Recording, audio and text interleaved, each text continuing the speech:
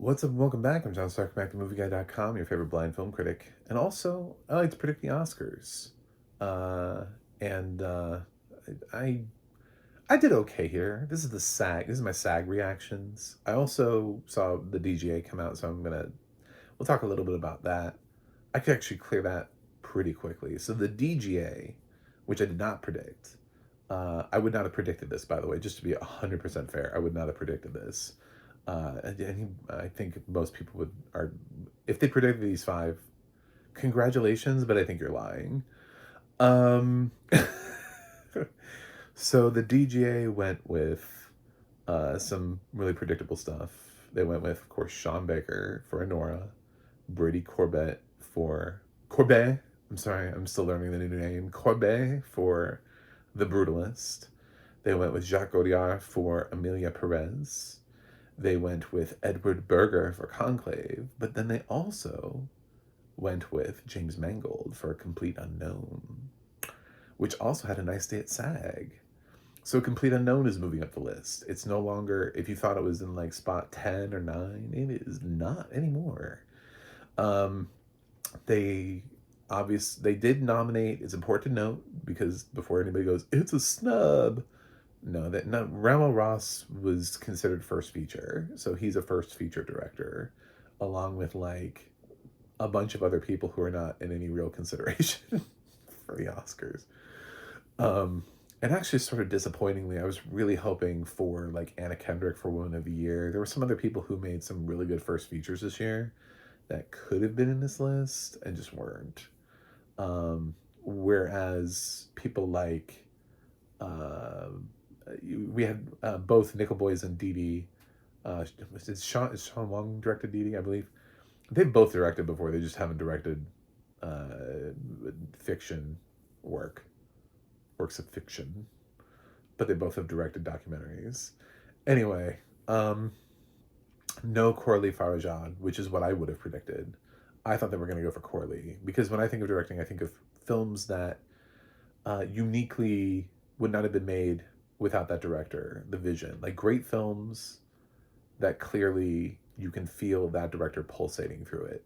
Which is also, you could say the same thing about Dune and Denis Villeneuve. Like it's another solid choice.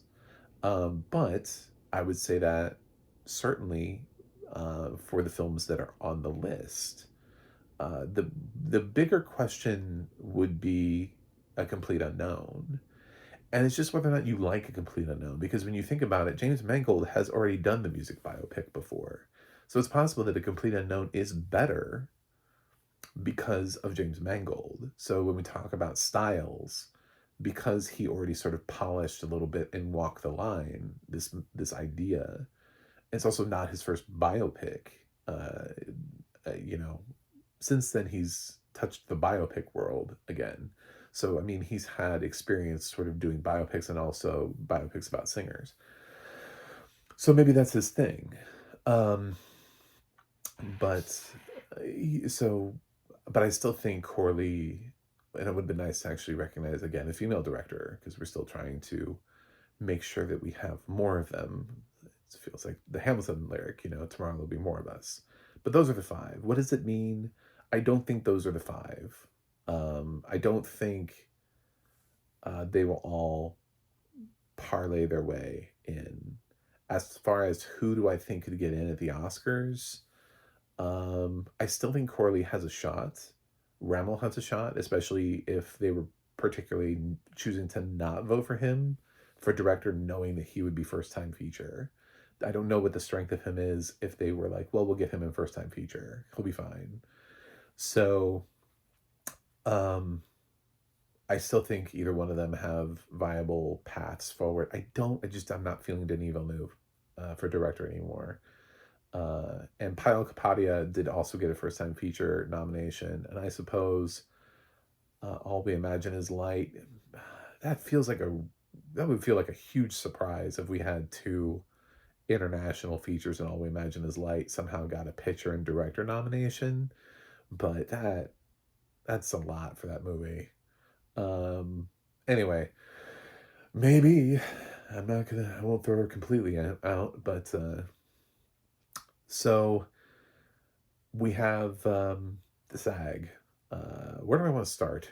I want to start with actor because it's actually the least boring. I mean, it's the most boring of the. It's the easiest to talk about right away. So it's the four. It's the four.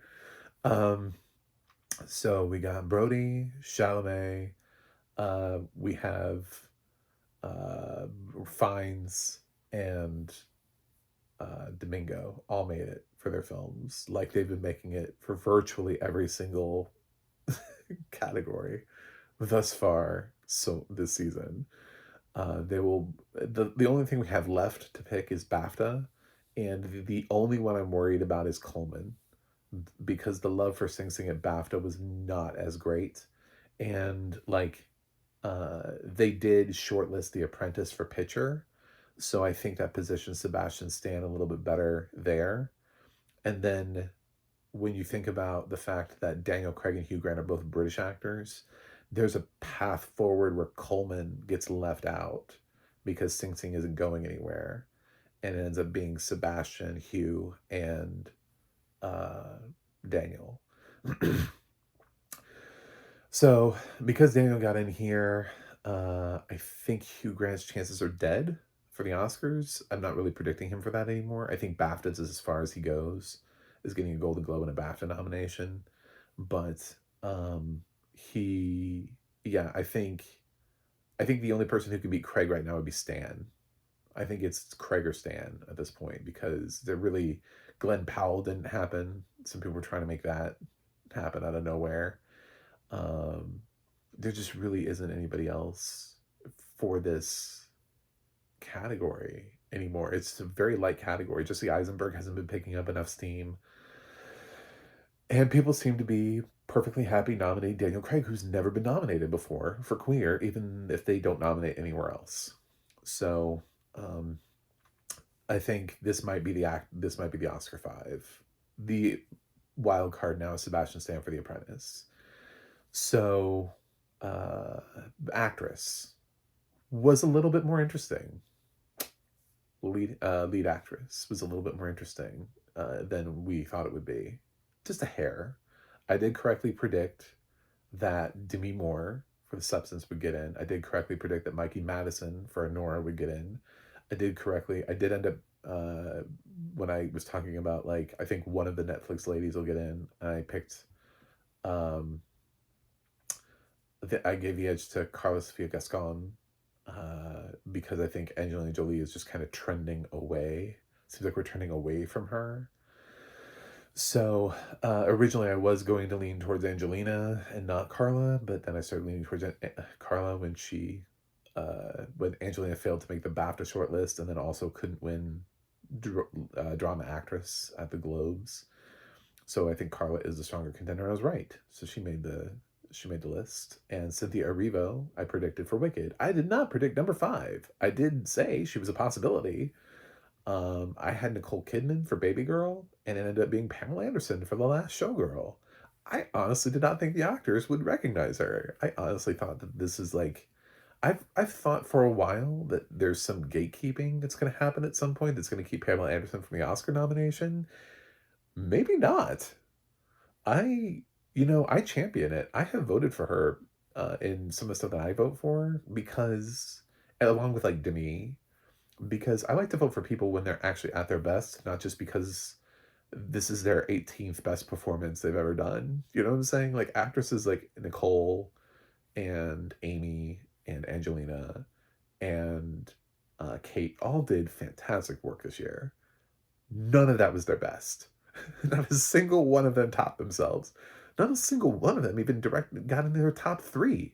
Like those weren't even top 3 performances for those actresses. Why would I vote for them? When like that's easily the best thing Pamela Anderson has ever done in her entire life is The Last Showgirl. Like fantastic work. So I'm very happy for her and good job. And I like let's throw the praise and see what happens. It's like when when we saw that Monique could breathe oxygen in Precious, and we're like, oh my God, it's alive. there, there's some dramatic talent in there that we did not know existed. Um, yeah, it was brilliant. You know, she was great and Precious. So imagine if everybody had just been like, "Nah, it's Monique." I mean, that's one of the best performances I've seen on screen ever. That's my hot take. Like watching Monique and Precious is like watching a baby walk for the first time. It's it's incredible. I was blown away. So I'm very happy for Pamela. So supporting actor got weird. Supporting actor got so fucking weird, man. So fucking weird. And not for and only because of one reason. Um So I kind of always started off with like here are what I think are the locks, and I said Kieran Culkin, and then I went to Guy Pearce being like number two, because I really firmly believe that motherfucker is getting an Oscar nomination. I firmly believe he's in this race. He somehow didn't get a SAG nomination, and I've mentioned before that A24 has been doing a shitty job of campaigning Sing Sing and The Brutalist, and I think this is what happens when you shittily campaign your films, because Sing Sing ultimately only got Coleman Domingo, and The Brutalist ultimately only got Adrian Brody. Like, that's it. A24, which used to be the best they have too many things, but they're not campaigning their strongest contenders well enough. Like, I know you're trying to get Daniel Craig in. I know you're trying to make something happen for Nicole Kidman. You know, I know Hugh Grant has come out of nowhere for you. You have Sebastian Stan and Different Man. So you're running all these Oscar campaigns. But Jesus Christ, man, everybody's telling you that The Brutalist and Sing Sing both have chances at Best Picture nominations. They're telling you that you have opportunities to get Brutalist with director, actor, supporting actress. For Sing Sing, you've got actor and supporting actor. That's not happening with the other films. Queer is all Daniel Craig. You know, Baby Girl is all Nicole Kidman. Different Man is basically just Sebastian Stan. Heretic is just Hugh Grant. What are you fucking doing? You're losing your top two movies. So, yeah, the showing here for The Brutalist and Sing Sing is just all A24. All A24 every day. I'm not even blaming the voters. I'm just going to assume they didn't see it. I'm assuming not enough of them got it or didn't get it in time, didn't watch it. I'm not assuming it's like they didn't like it. I'm assuming they just didn't see it. So, yeah, The Brutalist. So it's Kieran and Edward Norton, who's been getting in a lot of places and now is looking more like a lock because he beat out a lot of other people. Yura Borisov, who was, I think, vying for fifth place, I would have said before this. Um, he's seeming more and more like maybe he would actually happen at this point. They seem to like Honora.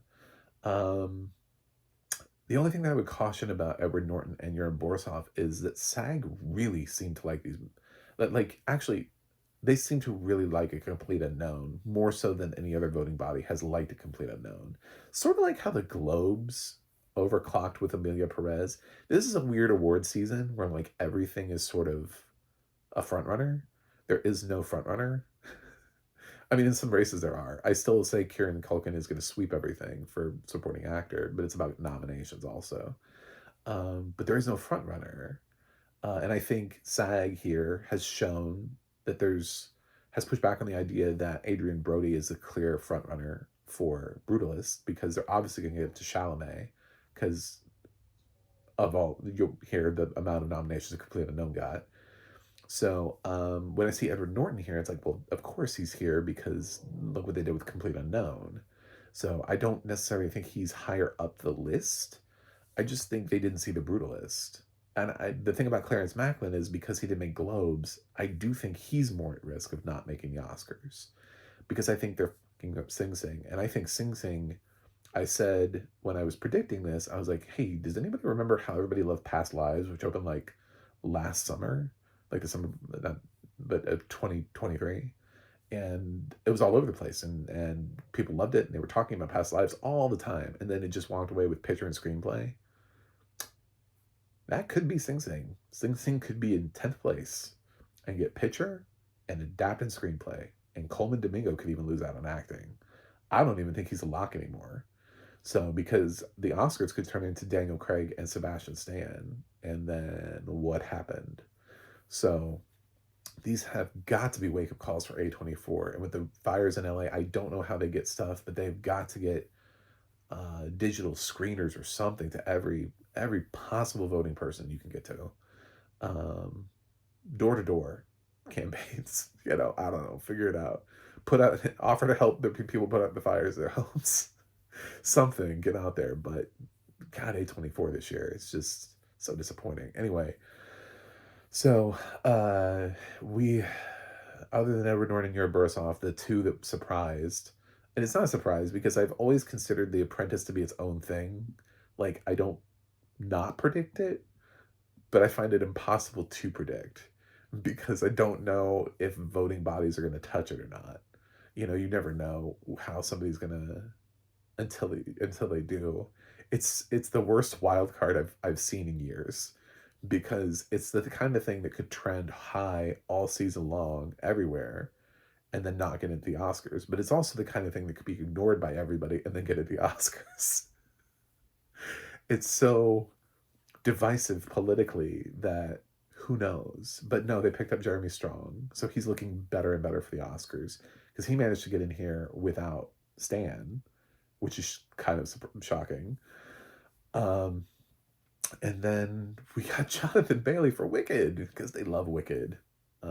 Also, this is not his first nomination either. So Jonathan Bailey is looking maybe like a better option than Denzel Washington right now, but the SAG never goes 20 for 20. And so they usually go like 15, 16, 17. So sometimes they've done worse. They've done like 12 or 13 or something like that. But they're at least half of them. I don't think they've ever gone less, like under 10, but they're usually pretty good predictors. But basically it's like, if you want to try to figure, I would say take 5 out. Pick out the 5 that you think are not going to get nominated, and you'll be pretty safe. And I would take out Jonathan Bailey. I just don't think he's going to translate to an Oscar nomination at the end of the day. And I really do think Guy Pearce is getting an Oscar nomination. And I don't think I'm crazy. I just don't think they've screened it enough. Oscars are the last group to vote. They're the most important group to vote. And if A24 can't campaign to the Oscars, then they should just shut down. Hot take. If you can't get the Brutalists to the Oscar voters, then what are you even doing? You're a specialty studio. You've successfully managed to win Best Picture now a couple times. The world has told you what your top 2 films are for a while now. And if you can't get Brutalist and Sing Sing happening, then give up. So that's supporting actor. I still think Kieran's going to win it. Actress, I would say, is probably going to be Demi Moore. They did love Honora. They didn't love... but the Substances package was always really limited. It was never going to get ensemble with just Demi, Dennis, and Margaret. That was never going to happen. So its whole package was basically, I mean, I guess Dennis could have surprised in supporting, but it basically was Demi and Margaret. Margaret didn't get in, so it was just Demi. But now they have to vote to win, and she just gave that great speech at Golden Globes. You know, speeches matter. Mikey didn't get to give one. So, they did also really love Wicked, though. So I would say, actually, if it's not Demi, I think it might be Cynthia. But I think they're going to award Wicked in other places. So I think it's still Demi. I would predict Timmy, Demi, Kieran, and in supporting actress, we have the top 2, who I said, it's these 2, ride or die. And I didn't really consider the third a lock. I was like, well, then you fill in with 3 other people. But it's always going to be Zoe Saldana for Emilia Perez and Ariana Grande for Wicked. They've gotten in everywhere, and it's between the 2 of them. One of those 2 is going to win the Oscar. One of those 2 is going to win SAG. One of those 2 won the Golden Globe. One of those 2 will win probably the BAFTA. I don't think, even though they don't uniquely feel like BAFTA winning actresses, I still think one of them will win. I don't know where BAFTA would go otherwise. It just doesn't, So, I think Ariana's going to win because Wicked had a better showing here. A little bit better of a showing. So I think they enjoyed Wicked a little bit more. Although that's the nominating committee versus the entire voting body. But then again, when you get to the voting body, I don't know that that changes a lot. Anyway, Wicked is more accessible, so uh, I think Ariana probably will win. Anyway, um, the other three were not. I had Isabella Rossellini, I had Margaret Qualley, and I had I don't know. Who was the other person that I had? They didn't get nominated. Whoever the fuck the other person was didn't get nominated. Oh, Felicity Jones. Were the three that I predicted. No.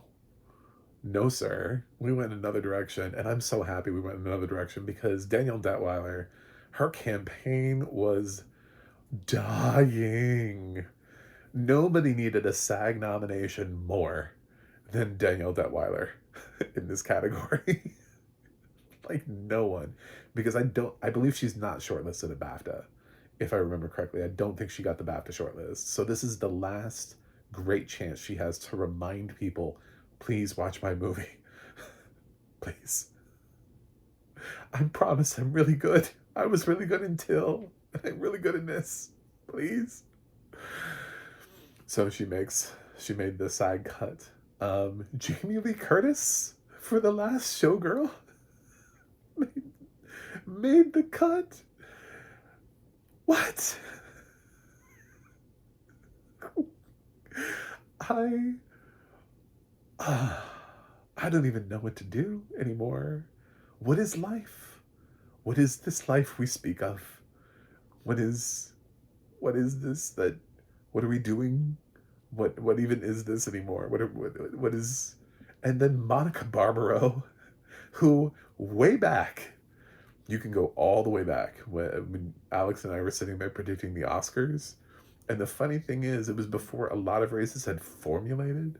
And I picked Monica Barbaro way back then, before I had seen A Complete Unknown, before, like, a lot of people had picked their supporting actresses categories. I picked Monica Barbaro, and she shows up at SAG for A Complete Unknown.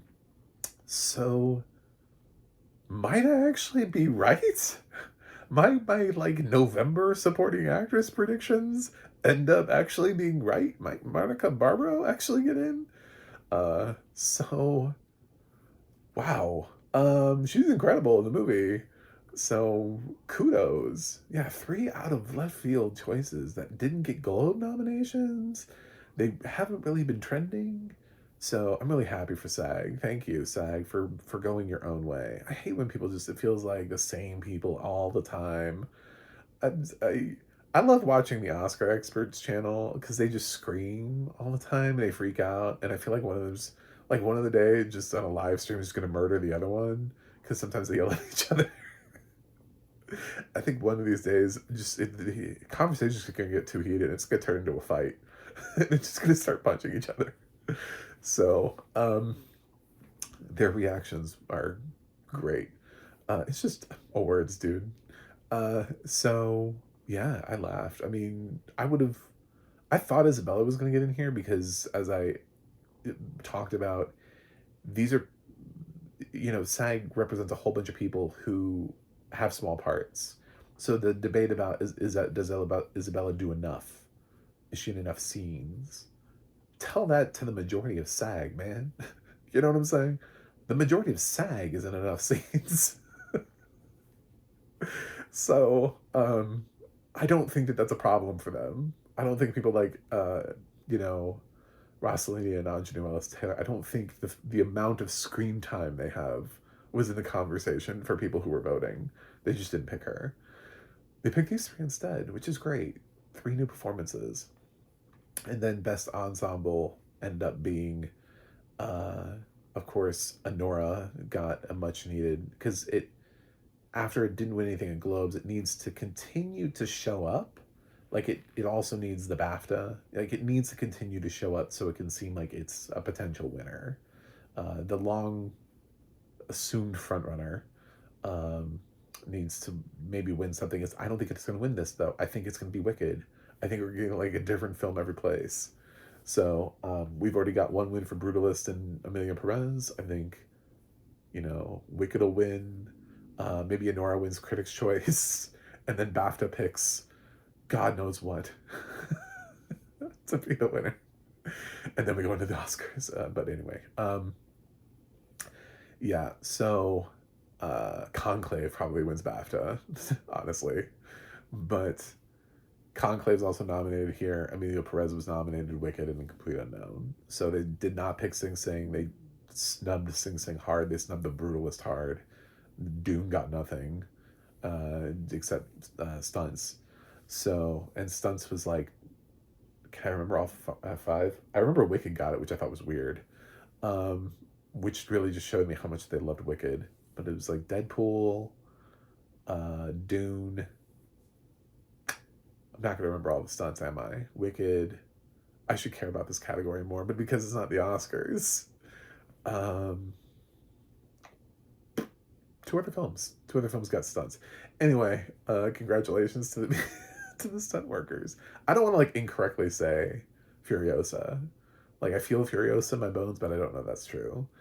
Anyway, that's yeah. So no big surprise for like Nosferatu or anything like that coming in at the last minute. I think that's just going to be a tech thing at the Oscars. I don't think no big surprises there for a late stage entry, and more snubs than anything else, and more really interesting surprises. I thought maybe they would go for Joan Chen for Dee Dee, also as a possibility, but they did not. So, yeah, this is an interesting group of people. I would again pick the five that you don't think are going to move on to Oscar nominations, and who are those five? For me, it's an easy Jonathan Bailey, like hands down, first nomination I pick. He's not moving on to the Oscars. I don't feel like that's happening for him. Um, but then if I had to struggle after that, I would maybe pick Jamie Lee Curtis next because I think it'd be hard enough for Pamela Anderson to come along and then also bring Jamie. Do you know what I'm saying? Like Pamela alone would feel like a shocker at the Oscars, but this happening again at the Oscars feels like how, you know? Um, so I think really Jamie's probably the weakest link of that. I also think A Complete Unknown overclocked. I even though I would love to be right about Monica Barbaro, I think at the end of the day she's probably going to end up dipping back out, and we're probably going to get at least Felicity Jones and Rossellini back into the supporting actress race, and then maybe the fifth place person will be Daniel Detweiler, or maybe the fifth place person I'm wrong, and it'll be um, someone else. I don't know, but I think those are vulnerable, and I'm starting to believe that Coleman Domingo is. But he's gotten in everywhere, so I wouldn't say he's the most vulnerable. Pamela Anderson's probably number five if you were trying to play the safe bet. Will the Oscars, are they gatekeeping? Are they going to put somebody else in there? Can Pamela Anderson actually get the Oscar nomination? I don't know. But yeah, so those are my thoughts on SAG and DGA.